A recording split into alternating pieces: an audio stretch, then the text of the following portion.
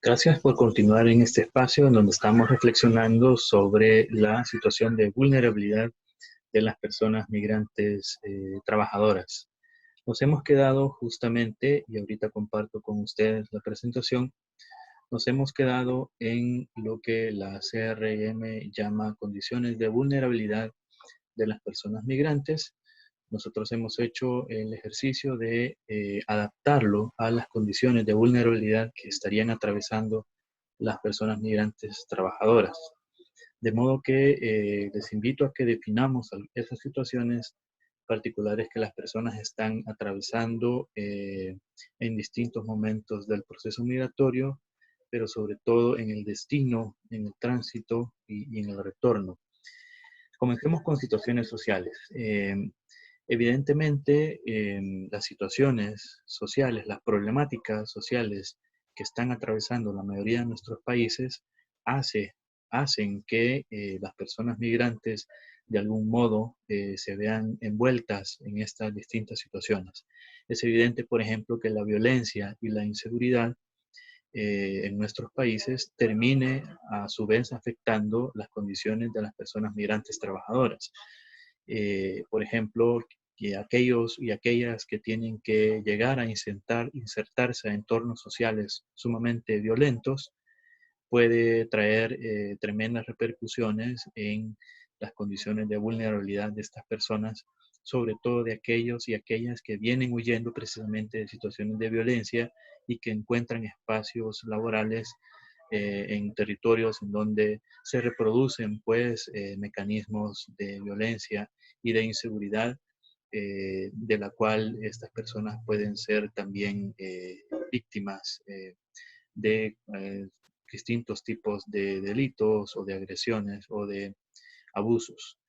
Eh, Hay situaciones también que afectan en el ámbito de salud, ¿verdad? Aquí me permito traer a mención un caso que documenté hace algunos años en Tapachula, en Chiapas, dándole seguimiento a la situación de una mujer trabajadora migrante salvadoreña que digamos, fue contagiada por un virus allá en la frontera sur de México.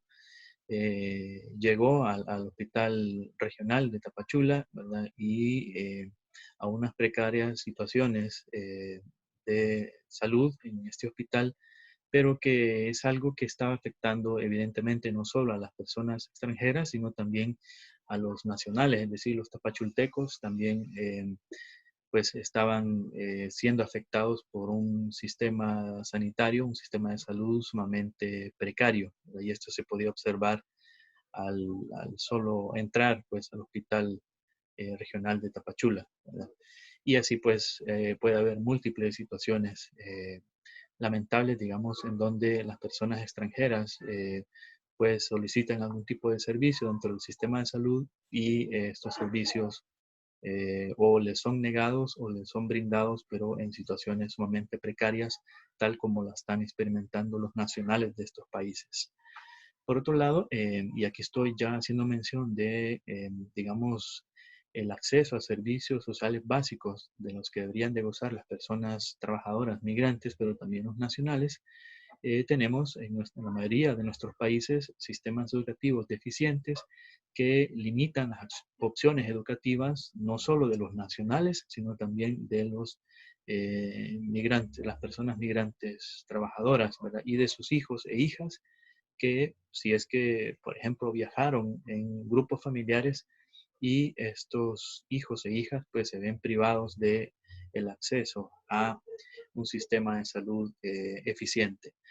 Por otro lado, y aquí voy aludiendo al tema de vivienda, sabemos muy bien que nuestros países acusan un déficit tanto cuantitativo como cualitativo en temas de vivienda, lo cual también limita el acceso de las personas migrantes trabajadoras a una vivienda digna en aquellos lugares en donde deben de estar temporal o definitivamente. Y aquí no solo nos referimos al caso de grandes grupos de población migrante que deben de desplazarse, por ejemplo, a plantaciones de determinadas producciones como el café, por ejemplo, la caña de azúcar, en donde estas personas son alojadas en grandes galeras, ¿verdad? Con condiciones de vivienda sumamente precarias, sino aquellas también que estarían emigrando a sectores urbanos, ¿verdad? En donde son pues confinados en espacios sumamente precarios, en donde tienen que prácticamente pernoctar, ¿verdad? Mientras durante el día pasan su jornada pues en sus entornos laborales. Siempre dentro del ámbito de salud, ¿verdad? Habría que traer a mención también los sistemas de seguridad social sumamente limitados, ¿verdad? En cuanto a cobertura y a calidad. También, de nuevo hay que decirlo, para los nacionales, mucho menos, ¿verdad? Para las poblaciones móviles que se desplazan en nuestra región para fines laborales. De hecho, este es un enorme desafío para las personas migrantes trabajadoras, ¿verdad? El acceso a la seguridad social dentro de aquellos países donde están teniendo su actividad laboral, ¿verdad? Muchas de estas personas ni siquiera habían tenido seguridad social en sus países de origen, por lo cual este tema de la seguridad social es algo sumamente extraño para ellos y para ellas. Finalmente, hago alusión a dos componentes que, si bien son sociales, también tienen una connotación importante en términos ambientales, ¿verdad? Eh, los ecosistemas sumamente deteriorados, ¿verdad? En donde, por ejemplo, hay vastos territorios centroamericanos y en el sur de México con escasez a recursos tan importantes como el agua, ¿verdad? Para desarrollar actividades no solo de subsistencia, sino también actividades productivas, hace que se agudicen pues las condiciones de vulnerabilidad de las personas migrantes trabajadoras, ¿verdad? Y por otro lado, la ocurrencia de desastres, ¿verdad? Llámese huracanes, tormentas tropicales, inundaciones, terremotos, sequías, que hacen pues que las personas también vean agudizadas sus condiciones. En cuanto a situaciones culturales, es de mencionar todas aquellas expresiones que alimentan políticas, discursos, que alimentan prácticas sumamente nocivas para la integridad física y emocional de las personas migrantes. Comenzamos por la xenofobia, ¿verdad? Que es lamentablemente un fenómeno presente, ¿verdad? Un proceso cultural presente en nuestros países. El racismo, la discriminación, la criminalización, que es un fenómeno, un proceso interesante y lamentable en donde permanentemente se está buscando, digamos, un grupo social en quien descargar, digamos, los males de la sociedad. Con eso se tiende a criminalizar y a ver como los malos, digamos, a las personas migrantes y a otros grupos como las pandillas, por ejemplo. Eh, y por otro lado, todo esto, digamos que se expresa también en unas lamentables condiciones de normalización, es decir, naturalización de discursos y prácticas de abuso, por ejemplo, y de violación de derechos humanos, no solo de poblaciones migrantes extranjeras, ¿verdad? Sino más bien también de grupos nacionales que son permanentemente abusados y violados en sus derechos humanos, y lo cual es normalizado, ¿verdad? Digamos, estas situaciones culturales, repito, alimentan mucho de las prácticas que se dan, por ejemplo, en ámbitos políticos y económicos. Seguidamente, hay diversas situaciones económicas que es necesario mencionar y que estarían también minando mucho de las condiciones de las poblaciones que se desplazan para fines laborales. Por ejemplo, un argumento muy utilizado, ¿verdad?, por los estados nacionales, sobre todo estados sumamente debilitados, ¿verdad?, como los nuestros, es que hay presupuestos sumamente limitados, eh, lo cual es un argumento que permite excusar a los estados de la atención de poblaciones móviles con fines laborales, por ejemplo, para no brindar el acceso a servicios sociales básicos, ¿verdad? Por otro lado, hay que decir que estos presupuestos nacionales también han sido mal administrados, ¿verdad? En donde se establecen ciertas prioridades para el gasto, ¿verdad? Como por ejemplo el ámbito de la seguridad nacional o de la seguridad pública, en detrimento de sectores sociales como salud, educación, vivienda, que bien pudieran captar mucho del gasto, ¿verdad? De estos, en el marco de estos presupuestos nacionales. Eso en términos macroeconómicos, pero también hay que decir que una limitación muy importante que encuentran los trabajadores migratorios es que los mercados laborales nacionales tienen una limitada capacidad de absorción de mano de obra, ¿verdad? Hay mercados en donde la población joven, por ejemplo, que permanentemente está saliendo de las universidades, encuentra justamente muy pocos espacios para poderse insertar laboralmente porque el mercado laboral no es capaz de absorber.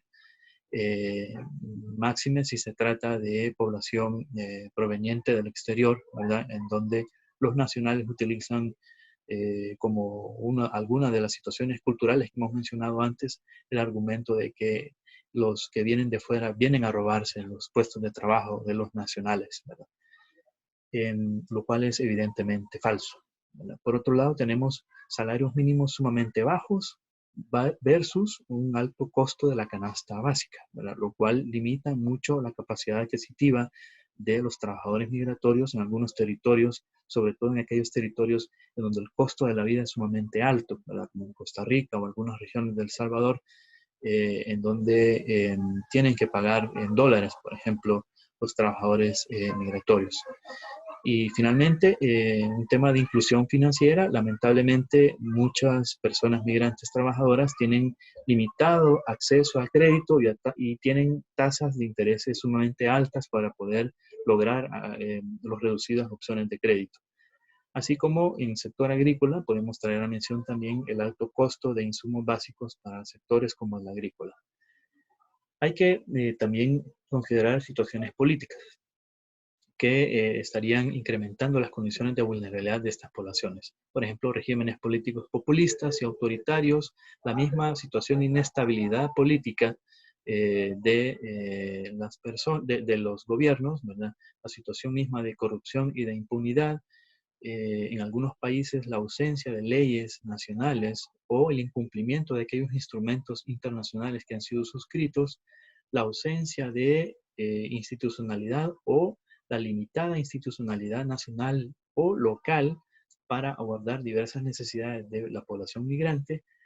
Por otro lado, ya aterrizando en el ámbito local, municipalidades con capacidades limitadas, pero también con sensibilización entre sus funcionarios muy limitada para abordar diversas necesidades de la población migrante, así como la ausencia de protocolos y mecanismos de coordinación interinstitucional e intersectorial que garanticen el acceso a ciertos servicios para estas poblaciones. Finalmente, algunas condiciones o situaciones personales que también estarían, digamos, agudizando las condiciones de vulnerabilidad de las poblaciones móviles, sobre todo aquellas que se desplazan para fines laborales. La misma condición de género, por ejemplo, habría que considerarla dentro de las situaciones personales que abre o imposibilita el acceso a ciertas condiciones laborales. Por ejemplo, para la población de la diversidad sexual, ¿verdad? Que puede verse limitada en el acceso a ciertos espacios laborales, o, por ejemplo, los hombres en otros espacios. Y aquí habría que considerar también la condición etaria. Por ejemplo, en muchos territorios de tránsito es muy difícil que se brinde empleo a jóvenes hombres, ¿verdad? Personas jóvenes hombres, ¿verdad? Por temor a que sean pertenecientes a grupos de pandillas o estén relacionados con ellas, por ejemplo. También hay que considerar la situación étnica y lingüística de las poblaciones móviles, ¿verdad? No, aquí hay que traer a mención, por ejemplo, la condición de ciertos grupos étnicos guatemaltecos que trabajan en fincas, ¿verdad? En el sur de México, ¿verdad? En donde la condición étnica y lingüística debe ser considerada, digamos, dentro de los mecanismos de contratación, ¿verdad? Y para poder entender, por ejemplo, ciertos abusos a los que son sometidas estas personas por su misma condición étnica, ¿verdad? Y a veces el tema de la limitación lingüística, ¿verdad? Que puede favorecer el reclamo de ciertos derechos, por ejemplo. También hay que considerar el nivel educativo o de instrucción de las personas migrantes, si se trata de extracción urbana o rural de estas personas, Si hubiera condiciones de discapacidad física, ¿verdad? O situaciones socioemocionales que también pudieran actuar, digamos, como limitantes de las condiciones de estas personas.